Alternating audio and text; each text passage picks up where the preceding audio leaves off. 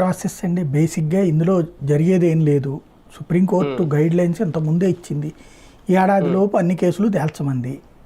ఏమైంది ఇందులో ప్రధానమైంది ఏంటంటే, మొన్ననే ఇవాళే సుప్రీంకోర్టు నిన్న జడ్జిమెంట్ ఒకటి ఇచ్చింది.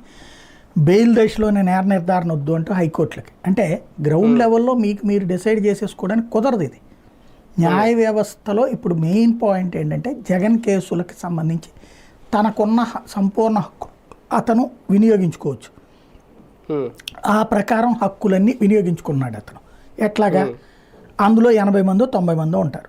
ఈ 90 మంది మా కేసులు కొట్టేయండి అని కోర్టుకు వెళ్తారు. మా మీద పెట్టిన అభియోగాలు కరెక్ట్ కాదు అంటారు. లేదు వాళ్ళ మీద అభియోగాలు కరెక్టే అని చెప్పింది ఇంతకుముందు ప్రభుత్వం. లేదు రాంగ్ అని కొన్నిటికి చెప్పింది. కొంతమంది అధికారులని దాంట్లోంచి కేసులోంచి తీసేశారు. ఈవెన్ మొన్న మధ్యన కూడా ఒకళ్ళిద్దరు అధికారులకు సంబంధించి సుప్రీంకోర్టులో అప్పీల్ చేస్తే కూడా కొట్టేసింది సుప్రీంకోర్టు. బేసిక్గా అనుమతి తీసుకోకుండా విచారించకూడదు అన్నది ఐఏఎస్ ఐపీఎస్ల విషయంలో ఉంది. అలా అనుమతి తీసుకోకుండా కేసులు పెట్టిన వాటిని కొంతమంది కొట్టేస్తే, అసలు అనుమతి ఇవ్వము అని అప్పుడున్న కేంద్ర ప్రభుత్వం కాంగ్రెస్ ప్రభుత్వమే తిరస్కరించింది. రాష్ట్ర ప్రభుత్వమే తిరస్కరించింది కొంతమంది విషయంలో. వీళ్ళు దాన్ని ఏం చెప్తున్నారు?